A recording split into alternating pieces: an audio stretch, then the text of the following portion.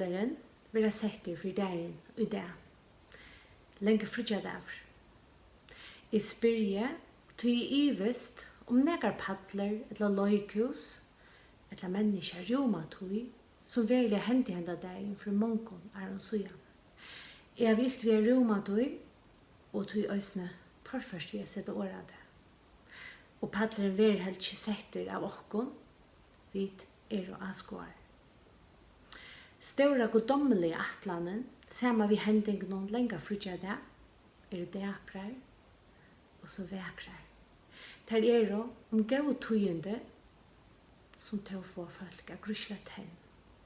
Der døm, løying og deia, og til å bo til frelse, nøye og opprøsning. Det ikke løye disse motsetningene, få knall undrast og ivast i, vi roma døy. David, konger i Gamla testamentet, kjente god, og David kjente jo alt til begge sikrar og til å falle Egypt. Han skiler ytla karløga gods, og i Salmi 8 styran, Herre okkara, hvordan dorst ikke navntøyt alla jørena, to som hever brøtt ut dordtøyna iver himmelen, av munne smabadna og brøstabadna, hever du grunnfest her vernd, for Tóra skuld som i øvvinner tøyner, for jeg teppa fudgendan og in høvnesama. Ta i suttje himmeltøyn, versk fingratøyna, manan og stjøtnerne, og i døve gjørst, hva det menneska, at det kommer til i ho, menneskabadne, at du teker der av tøy. Du gjør det til, lute lakri en god, vi høyre og dord, grunde du til. Du setter det at roa iver handaverskon tøyno. Herre okkara, hvordan dorst ikke navntøyt alla jørena. Og i Hebreabrevet 2:6 og i Nýggja testamentet tekur rithøvendren åren til David og tilsøyn. Øyn hever øyna for vittna såleis. Hva menneska at her kommer til i ho, eller menneska såner, at du vidjar han.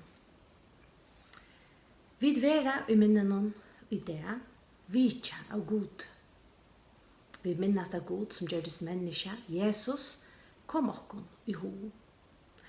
Han hever brøtt ut dordsyna iver himmelen, sløkt i himmelen. Han, vi året skapte himmel, mannen og stjøtnerne, sa sånn dødja. Jesus, god menneske, røpte vi herre rødt, le Eli, Eli, lama sabachthani, som god mun, kvui stofæren fram her. Paddleren for dagen setter, og vi dyr askåre. Lyga mykje vi skilja da, eller roma tøy, så kunne vi sutja da. Matteus, Markus, Lukas og Johannes skriva om det. Tar sette hver sin paddel, ikke tog jeg tar skilte det så vel, eller at de avskala det, men det heter venega særstakt. Johannes stod sjølver av paddelen. Han sier mellom anna, såleis, Pilatus led Jesus hoflanja, og hermenner flatta av krona av tårnen og sette henne høtt hans herren, og hongte pursburkappa han. Tar sette høyler, konger gjøtana, og tar slåa han under venkan. Lydia fakna inn under sjålen og Davide, var vi og Jesu. Dorden var skift ut vi vannviring. Pilatus virkjente at Jesus var osäker. Han sier hytje, jeg løy han ut til tikkara for at de skulle vite at de finner ånga skyld til honom. Og ut av paddelen kommer Jesus vid tårnakrona og i pursburkappa. Og Pilatus sier hytje maveren, svære fra mannavikne vær, krossfest. Og Pilatus, som helst seg hava med og makt at avvarska støvna, eller paddelen kunne vi sia, fikk dette svære fra Jesus. Du hei ikke valgt haft iver mer, var det ikke givet her, og man fra. Johannes skriver så gjerne at Pilatus gav Jesus opp til Tóra å være krossfestan. Tór tok nå Jesus, visst seg, han bær sjølver krossen ut av Golgata, her krossfestet av han. Dømter, utan rattvist rattarmann. Krossfester høyast han var osäker. Lujen hava stava god. Men hermennene tar var venner ved krossfestingar. Tar hugsa i neivan størvis hetta. Tar var til arbeids. Men utan å vite det, føre hermennene midt av paddelen, så profetiene kunne genge ut. Og her hugsa særlig tro profeti. Og medan tar boja etter deianon, tog der klæene til Jesus og bytte deg 4 parster. Kyrkelen som unga seimer heie, vilde tar ikkje skjera sunter, men kasta lot han. Hetta yrste David Salme 22, tar bytte klæe mun i middlensøyn og kasta av lot kyrkelen mun. Så gjerne, ta Jesus visste at nu var alt fullkjørst. Da sier han i tiste. Tar sette ta svamp fotlarna av edikje av isopslegg og hilti han at munni hansara. Øysni hetta visste David i Salme 23. Tar gau mer gadl og ta var tister gau tar mer edik a drekka. Og ta tria hesefer ta Jesus nu hei finnji edikjen, sier han, til fullgjørst, så bøkte han høtte og gav opp andan.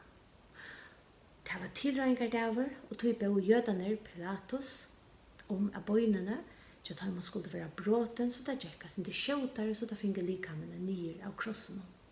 Tar skulle ikke henge her av krossen sabbaten. Hermenner kom så og brot av bøynene, men da de kom til Jesus, så tar at Jesus var langt deg, så tar brot ikke bøynene. Og i Mosebok 12:46 det stender påskalampe, og ikke brot, bøyn i hånden skal være brot. Hermenner hugsa av nevan det. Men Johannes skriver, han og jeg vil se til, jeg vil vittne til, og vittnesbord hans er sanner. Han vet at han sier satt, for i eisini, at tid skulle trykva. Trus du, hesum? Etla, hvordan sars du som ekløyere alt dette som hendte? Om vi leta Matteus, Markus og Lukas vise oss paddelen, så stod vi krossen og en høvesmaver. Og en hei arbeid. Da høvesmaveren sa hjerskjoltan, myskre og forrenge i templene som skrattneie, og Jesus sier feir, vi henter tøyner djevige, andamøyn og dodja. Da sa han at dette var ungen vanlig krossfesting. Han hei oppleva mengar, kanskje flere ferier, men her var næga som var urvise. Vi deg han av krossen gav høvesmauren gode dord og sier, sannelig var hesenmauren rettviser. Sonor Guds. Hva var urvise igjen for? Jeg vet ikke at høvesmauren vil hugsa, men han vil endurgiven for å si det som han ser og opplever. Hetta sonur Guds. Han sa øyva, rettvise vinna av øyrattvise, og liv vinna av deian. Gud som gjørdes menneska, kom høvesmannen i ho, og han kom okkom i ho. Jeg feier ho at halda fast vi paddlen, vi årenon, tja Isaias som lengt framan undan, hei paddelsett vi hesum årenon. Men det var sjuker okkara, og han bær, det var pøyner okkara, og han leie av seg. Og vi hylte han være heimsøktan, slittnan og plavajan av god. Men han var særdur for brot okkara, såra for miskjer okkara. Straffen var løgt av han, så vid skulle ha fri, og vi sa han hansara, og vid grøtt. Han døye, og vid finge liv. Han bær sjuker okkara, og vid var grøtt. Straffen var løgt av han, og vid finge liv. Hvordan kunne vi roma Jesus? Det omøvelig, men tryggven kan komme okkur til hjelper, som Jesus selv sier ved kvinnerne, som salva i føder hans herre. Han sier, tryggvtøyen er frelste, fær i fri. Jeg tryggve at dette er veveren til det evige liv. Øysene fri til. Jeg har stittlet meg ved krossen, sammen ved høvesmannen, Johannes, Maria, mamma Jesus, og Maria Magdalena, og så mange øren som jeg var se til særsteka og i hesum. Samma vi Marie Magdalene kan det standa vid krossen, men samma vi henne kan i øysene suttja hver Jesus var gravlagter, og kan øysene samma vi henne hitja inn i tom grøvene, påskamorgon. I 1838 var Francis Havegel av vidjan i Tysklandet, og her sa målningen ikke homo, hitje maveren. Målningen var av Jesuset, tårnagrunter og uilaten pushburgapa. Han stender i middelen mannamikvna som råpar krossfest, og Pilatus, han sier ikke homo. Hetta hotog Francis Havegel. Under målningen stod, hetta har vi livet for te, hva først du at gjøre for meg? Victor Danielsen tog et sangen til først, vi har sånn åren om tog liv, det gavst du mer. Og i øyne verset, det sier det såleis, min hoved skiler øy, hvor djupt og i kvølen vær, at tøyne deg løy, men løyve vannst du mer. Tu løy ta fire med, hva løy er fire til. Jeg endte vi som spurningen, men alt gjørst. Om vi ikke skiljer til fullnar, så bare jokken at trykva. Sannelig hesen soner Guds. Vid krossen finner vi fri, og om trutja det kommer opprøsner av det. Vi opprøsner kraftene som samar vi hesen gjør okken liv og iveflå.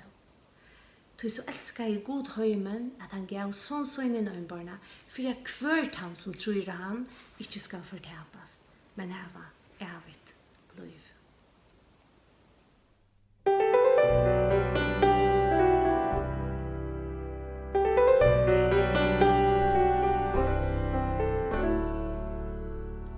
Ui himmalena mitt långo och se. Vi Kristus vid kalla vår frälsara och klätt. Av Jesu turdas gåa her vid aldrig geras med. Du han tann och frälsa salig Du han tann och frälsa salig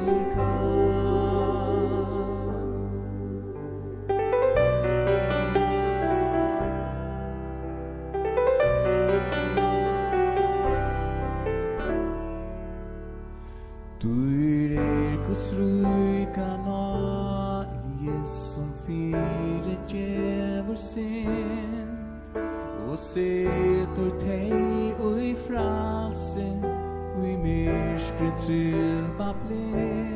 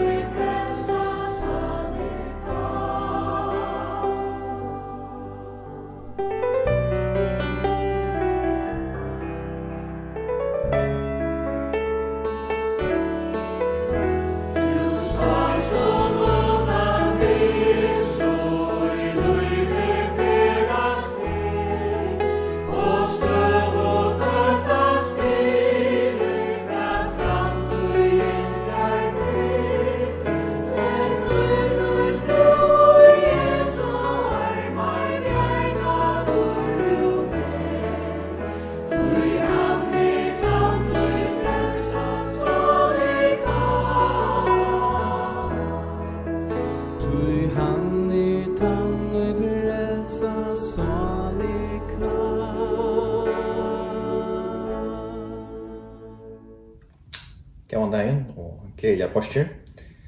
Det lenge fruggjadagur. Nå dette video kommer ut, og til dagen vi minnast Jesus deia. For alltid til fyrsta lenga fruggjadagur, så var det dagen her Jesus døy. Det nekka vi leser om i Nødja testamentet, og jeg kommer hitja sin etter symbolikken som Johannes spiller i, og i i samband med det arbetet. For å fylle til Sindre Jøkken Johannes evangeliet som her framfyrer meg, og faktisk så til at det en rikva måløygon, man kunne hukt etter en rikva, men jeg har valgt akkurat Johannes, og jeg alltid anhever en særlig våskap som jeg ikke får fram nå. For jeg tok som til at vi har minnast, så det også særlig i samband med jødene, Jøkken alt gammel som heter, så det lagt en nekk for dette at minnast, og det gjør dier her som halkar til i must, for at minnast det som de har opplevd, for at søve og ikke blir glemt, og for at de neste generasjoner kunne leve som at det har vært jøkken, det samme som generasjoner Vi kan begynne helt etter i første Mosebok, vi Abraham, og Isakje, og Jakob. Abraham, han fikk lyfte fra Gode, om han skulle være til sikting for själv. Han rymte fra sin egen familie, og i år skulle komme til å love i landet. Arvehus vujer til Isak, til Jakob. Jakob var 12 siner, og siner skjelja Josef, en av sonen til Egyptalands. Det hendte så at det kom i nej, det var hungersnei, og alt falske, at familjen til Jakob var nødt til å ferie og skaffa seg mat fra Egyptalandet. Og det som det ikke ville avta at Josef han ble en konkur et eller annet over her på et. Og fikk gjøre større ståtta, så endte det ved at de kom og bygge fra Egyptalandet. Så vi ender første Mosebok. Vi kom oss inn i Mosebok, og vi skulle gå inn av en av 400 år i lien, her som ikke det som hent, men det er familien som da vi er nå voksen til en større tjej. Og det gjør taverende faro, uttrykkan, og han ikke gjør at på en måte presset av første synder, så at de ikke kunne vekse. Og er du sammen som ikke første rymma, og de kattler god, og god vil utvelde Moses. Og Moses kommer så, og her er ikke han ikke mer til søvnene, men nå gjør det øyelig kjøtt. Og Moses kommer, og så kjenner vi søvnene om det tutsi planer, og i det største planene som kommer, så er det til påskalampe som skal drepast. Og i samband med påskalampe så leser de om det i Mosebok 12, og det så just at dette lampe skulle drepast for å velge den eldste sonen i Josefhalten. Og hei han ikke driver lampe, så hei eldste sonen døy. Det er mest så at vi alle egypter som ikke gjør det, som mistet de den førstfødte sonen i Josefhalten. Vi er ikke utkjøpsfølge i Ulydjan, og de slapp ut i landet, tror jeg at nå er fare blevet over. Hjertet var så herst at du klarer ikke mer. Hvis folk ikke er han legger det ut. Han klarer ikke alt på det i morgen. Og her på den blir utskjedd av en tjeo. Arne var det bare en større familie. Nå er det en tjeo, og det blir gengelig med å love i landet, her det blir en tjeo for skje, kan man si. Vi er en land, vi er en geografisk territorium. Det er så en vær i Jøkken resten av Mosebøkene. Vi leser om at noen er god refererer alt til det her point. De skal bare ha med som god, tog jeg det løte til ikke i Egyptalandet. Og det var mer en vær i alle Jøkken gammel som hent. Enda i Isaias 4:5, så var utlekt en se, og ljøs noen av det som hendte til det var i Egyptalandet, og vi flyttet hjemme fra til. Og det var midtpunkt til Johannes evangelisten. Han er oppvaksen som jøte, og Sean kjenner vel til søvnene, og det er midtpunktet. Det har vært leivselhøgtøy, det har vært påskehøgtøyene, det her bare kursen end, eller kursen 12 år. Og det er noe som er virkelig at jeg minst etter flere feriene. Det som så er hent, og Jesus er deg, er det et nytt midtpunkt igjen jo. Jesus er midtpunkt. Og til Johannes er det så løs, han faktisk brukt om på et tøtning så. Tøtning av påskallen testamentet starter i tøtning av Jesus nå. Og i Lukas 23 teger Jesus påskallampe og bruker ta myntene og refererer alltid til myntene, men i stedet for jeg bare minnast, så gikk han frem etter myntene. tog att han fortäller dem om hans egna döja. Vi ska så fortsätta det nere på Johannes evangelium till 6 brott som vi gör det. Vi ska röna göra kött av och inte för att fördjupa mjöl. Det första är i Johannes 8, vers 29. Det sägs att Jesus han är introducerad vid det point som god och som åre. Och i honom var liv, han var ljusmänniskorna och Jesus skulle in i myskron och så framvis. Johannes döpar rösten introducerar och vi hör om han här på till som han säger. Hick lamgods som tar bort sin tempsens i vers 22. Och det var 8 vers 36 han säger. Eller han hickar Jesus som en gång du säger hick lamgods. Det som han ger här på är att referera åter till gamla testamentet. Det här så rika mynter vid lampor. Lampor var sett som ett offer. Och lampor gav fyrtjäring, bjarging. Det var en rikvä av mynten och just nerbund. Annars i brotten så säger Johannes han grunden säger till Jesus högt. Att det är människor som inte verkar att vilja lyssna på. Och han säger det själv i Johannes 3:30 väl att det som han ger är faktiskt att få Jesus att växa och själva mycket. Johannes 3:30 säger han ska växa och jag ska mycket. Att säga att det är gott underligt princip att Jesus ska vara större och vi skulle det som är något på själv. Att det också är en lamp så är det gott att vi säger 3:30 och vi rymmer säkert att det är som Johannes östen kanske referera efter till. Och i Isaias 3:30 vers 6 så säger han var illa vid färden och han bärda stittler. Han lät inte upp munnen. Så lamp ur lagt av sted över att dripa och som säger i teger tar det rödan. Han lät inte upp munnen. Det som Johannes introducerar här på är lampgods. Det som man säger om Jesus är att Jesus är det sanna lamp. Och han tar bort sin tempsens avvärst att det är bort. Inte bara att han tar sin när ase, men också tar det fullkomliga bort. Det är väck nu.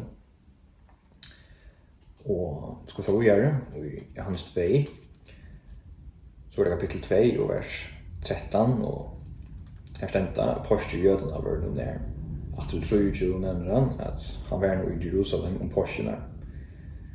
Och jag var nere tvär för den påskarna nämnde. Det är avvärst Johannes att han är stö och tojer så är det också intressant att göra vi så som hänt för i gamla testamentet och myntnar här som brukar åter. Så samma vi påskarna, nu har vi först två nämnde påskar och Jesus kommer in i templet.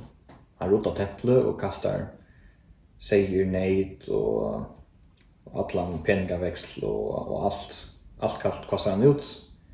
Och jödan blir illa vid och spyr han vad det är han ger och be om techen. Han profiterar så om det han säger att det ska bröda templet ner och bygga upp att jödan skiljer sig. Tar sig att det blir byggt i 64 år. Och så kan du göra till att man tror det. Men det som Jesus snackar om är sitt egna tempel. Det som Johannes visar med på är att det är samma påskalamp i sig och gör. Till kom nu, till track in i templet och där grunden säger din gott bröd är nio. Heter det inte vidare långt. Det är kommen. Templet bort och Jesus är lika med på till samma tempel. Och det som det gör i arren vid offringen av lampen och sådana till snöjt långt. Det är här offret blir lagt fram och blir offra. Så rusar det upp att det. Och därför är det alla offer. Det är livande offer. Vi kan vara in i kapitel 6 som är en avvärd kapitel. Han var väldant i början av kristendöme och tar hans överskriver i Alfjärs så helt man att det är en kapitel till lösa upp av påskon. Det är i huvudsaken om det himmelska manna här som hickar ganska efter av och brukar tugna i öjmörsene som en av min temmat. Det står att han efter att det är om påskarna vers 4, påskarna högte jödarna var här. Men i vers 5 så det Jesus som sier ved Filip at hver skulle vi kjeipa brei så jeg skulle få etta. Det sier han for å røyne han. Filip sier at jeg kunne bare få brei for 200 denarer, og det er ikke nok til ødel. Men så kommer det vi en dronje som hever 5 big brei og for fiskar. Og Jesus er som mett ødel lytte. Og det er en god ball eller afrikansk mette, ødel for svenk, og med oss det var ganske nødgjera. God han kom i manna, han bjør den manna, og det var alle til nokka manna. Og i vers 31 vil det referere bort etter til, han sier fedre dokkara, ut mann i øymersene, som skriver han gav dem brei av himmelige eta. Ta sværa Jesus dem, sannliga sier tikkum, Moses hever ikke givet tikkum brei av himmelen, men fægimmun hever givet tikkum i sanna brei av himmelen. Du brei gods, det er kjemmer nye av himmelen, og gjever høymen og liv. Ta søttar vi han, Herre gjev okkom, alt ut av brei. God er han som mektar, sier han nedbøtt. Og i breien som God bjøver, sier han til sin sjølvan, at det er han som mektar. Det er ikke så få til breie, og Jesus sverger natt at det er brei lufsens. Han kommer til moen, skal ikke hungre, og han tror at man skal aldri tista. Og det er bare det nega som er sentralt og Jesus og sjålen. Jeg vil si at dere alle av han, så får vi et liv.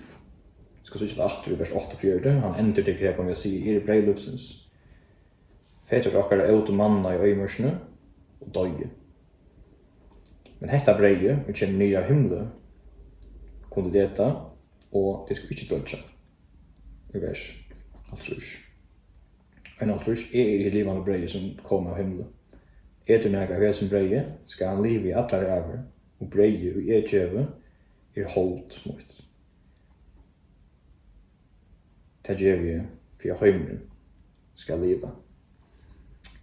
Breie, som Jesus sier, det gjør vi liv. Jesus får det liv. Vi er i kapitlet så kommer han av vojene, og det nevnte for å hoksa nå er vi der jo i brevbrøding, men hans ettertøy, det kommer kjøtten av katolska lære. Det som er det point er at Jesus sier på at lønna påskamåltøy. Det var en særlig påskamåltøy til høtte, for jeg minner alltid av Egyptaland. Jeg brukte vojn, og surdrikk og lam, bare vært mulig, og alt er akkurat symbolistikk om tøyene til han. Det som Jesus sier det er at han er breie, han er vojne, han er alt av båren. Det er han det skjer det alle da. Og porschen er nu om Jesus, det minnes ikke langer etter at det spente. Det spiller en parst i hva tutningen er i Jesus, men det er ikke hva det minnes da. Det minnes etter Jesus nu. Det porschen er nu om Jesus. Vi til hånden det får liv. Morgen bra liv. I kapittel 8, så er det frelse som kommer inn. Vers 1-32. Her er Jesus som sier noen jøter, som er kommet av strikv. Vera tid i år og møynum, er det da sånn lærer fra denne møyner. Og de skulle skilja sannlagan, og sannlagan skal gjøre dem fruer. Her blir Jesus frelse. Frelse fra førre kunne spyrja. Vers 44 er det, han sier til dra øyne feir, gjelden og i vers 34 sier han, ført han og gjør synd til trealer syndarinnar. Er en tingt av synd, av gjelden. Men 36 sier han, fær til soner gjørs til fruer, ved til soner fruer. Det er at man sagt er, han er breie, som er bjøa. Se der vi dere alle da han, ja, men så kan han styr kom fruer. Fruer fra synd, fruer fra gjelden. Og det er frelse fra synd fra gjelden, ja, og til, kan man si, et liv som er alt å leve. I opphavet skapte god menneskene, det var for at menneskene kunne leve sammen med gode, og i en perfekt samfunn, og ha det godt sammen, og njøte samfunn med hver annan, vi god, hver annan, og til brottene så som det er fallet. Men nå Jesus kom som er brått og synd, han er brått og samband med djevelen, nu kan det sambandet börja att fungera rätt. Vi ska släppa oss ner och föra in i kapitel 11, men ända med honom. Här är alltid intressant. Vi säger för det så jag vet att huvudpressarna, farserarna, är kommande till fond. og då lägger jag om hur skulle driva Jesus. Då blir nervöser, vilket jag skulle göra. Men så kommer Kajfas och gör en avvägning och säger att till skiljer inte, och helt inte kommer jag teckna i ho, att det är också till gagn och mer då för folk och inte att tjäna gång till grund där. Och är det en av dem, inte en av huspersonen som har lyckats läsa inte värre än så efter det är det mer som är så stora avskampat nu. För vi då lärde han göra som han gör, så öser han parta folken upp. Det kommer att split ur själv och romer kommer och täcka och kartjona bort. Vi vill gärna ha tjona till och inte för öl. Och till det var det som hände vid påskalampen. Påskalampen till att täcka iver synderna eller lövet till öron. Och ta ut lövet 4 gånger. Och vi tar så tjäpa till Jesus ganska valter till att täcka lövet. Löv til Jesus ved tidsen, for de andre kunne leve. Og kapitel 12 er en til målter sammen med Marie, Marsti og Lazarus. Her til Maria så vi salvene og salva Jesus. Så nu er vi en fyrrøkere. Det lykkes som et lamp som var fyrstfødt, var rønt, var lite lest. Det var valgt at dødja for folket, at han løv ikke at vi skulle ha tidsen, for at folkene kunne leve. Så lykkes vi Jesus, at farsierne, høyspressene, som styrer. Han har valgt en. Hvis ni lite leser røyner, høylaver. Han vet en fyrrøkere som bor dyr olje på han, eller salve. Kapitel 13 er så 18. En stjølmålter, 13, 1, 15, 16. Og 15 er for alt til vøyne, men leder her litt, tog inn undan. Kommer inn kapitel 19. Her er det 8 i tilrøyngardelen. 19 vers 14, stender efter påsken skilda. Här kände att det var tillrängar där. Och sa att han säger vi att han är i konkurrensen Pilatus. I konkurrensen. Nu är det egentligen Jesus som kong. I kapitel 16 så gör vi det att Jesus är jag säker över honom. Han blir konkur nu. Och han fer och dör. Det så efter påsken att tillrängar den. Och till att tillrängar den att påskaland skulle dräpas vanligt. Och till 8 timmar att lampan ska dräpas, ta Jesus ska dräpas. Och Arne var dräpen. Så vers 22 så gör vi att tortaka så svart fotlan av. Inte kvar en pan vid isopsledge. Och mynte vid isopsledge någon refererar efter till är väl så 12 vakter, ta det smurt blev vi på Tóra stannar. Ta var vi isopsledge någon. Det som man gör det var att säga att blev vi här på en 4 teg som var smurt på. Här på en med människan så smyr, syndafullt människor smyr på Jesus. Gott nog, nu är det sant på den heter inte. Men det menar bara att offra till Jesus är 4 människor. Syndafullt människor, överfäkt människor. Och vers 1-8 så fortäljer jag hon att sabbaten var större och viktigare, då måtte män inte hänga krossen. Men efter det har sagt om Jesus inte böjning mot brottna och för att det skulle dödja självare att jag gör den här bröda böjning att jag har bryter böjning eller brutet av balmon och syna Jesus men Jesus var långt nere och jag säger att du säger att du ska ända ut i öliga intressant. Det kände att det hände för att skriften skulle gå ut inte böjning i honom ska vara brott och på ett annat skriftbrott det skulle vända in med honom som de har stund i djökten. Det som är avhörst i akkurat hesum 17 är att han citerar ur Zacharias 12 och det som är intressant att det män citerar ur gammelsmättet är att det var ofta sammanhängen i tanken. Så för att i Zacharias 12 och det är så här vers 9, det här kapitel 13 vi så stämmer tant jag ska röjna för komma ötlen hötninga folk nu och halda med Jerusalem. När jag hus Davids och över som i Jerusalem byggva skall jag hälla ut najandan och bönarandan. De skulle vända egen mot honom som de har stund i djöknen. De skulle syrja han som en syrja ögnas av sån syn och gråta sadaliga efter han som en gräter över frumbarna syn. Tant jag ska sörja med stör i Jerusalem så är det nekvar som syrja nästa 4 verserna men kapitel 13 vers 8. Tant jag skal standa huset Davids og tøymon som i Jerusalem byggva, kjelda åpen mot synd og eurødsku. Og det er det som hender ved Jesus. Han blir stundjen i øknom, følelsen i syrkjoma, i sorg i Jerusalem, men den dagen sorgen er stor. Det skal en kjelda standa åpen, vi møter synd og eurødsku. Og vi til at synd og eurødsku er noe borster, kunne mennesker alltid ha et forhold til god. Foran til skatten av tempelen, og tøtningen tog til at nå har mennesker ergångt inn til det aller heiligste, og jøkken Jesus er deg. Det er videre til Isopslekkeren, fortalte dere at deg Jesus er bare 4 menneskene. Sammen omtidget så begynner vi at hitje etter påskalampen, og Johannes prediker her er det sanne påskalampet.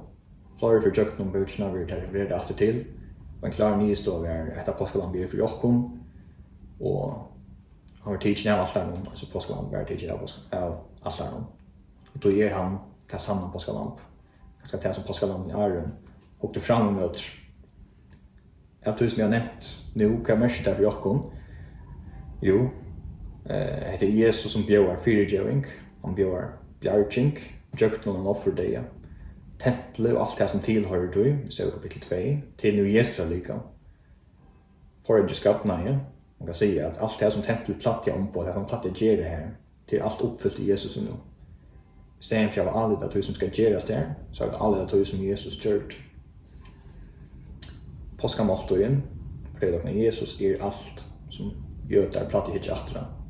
Det er alt oppfyllt i Jesus nå. Og stedfester han er kjeldan til liv, og ikke annet. Kan bli åken liv, og et frast liv fra synd fra djevelen, frast liv til å liva som er atla liva. Han ble valgt til 4 ganger atter i Isopslekkeren stedfeste at Jesus var offer for menneskene. Konkurren døyr og sikrer i heimen, og Zacharias forteller dere om at tog er en kjelda nå åpne møte synd og øransk. Og vi tog kan jeg si at det som vi minnes atter er vi som nu lusta, vi som er i fyrjon, i heimen, all verden kan ha liv i jøkken Jesus. Tog at han døy for jokken. Ikke bare døye, men han røys atter. Og tog er han en evig kjelda til liv. Og vi tog kan venda med til tunn som ganske ikke hever Jesus som nummer 8. Ikke sett ut alle av Jesus. Trykva Jesus. Du skal liv. Amen.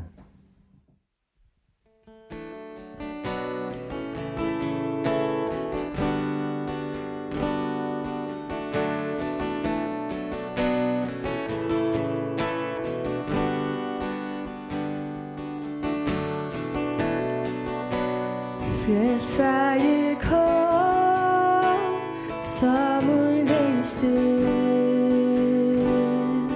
og minst til Golgata træt til blev lyftet her med at frelse alt som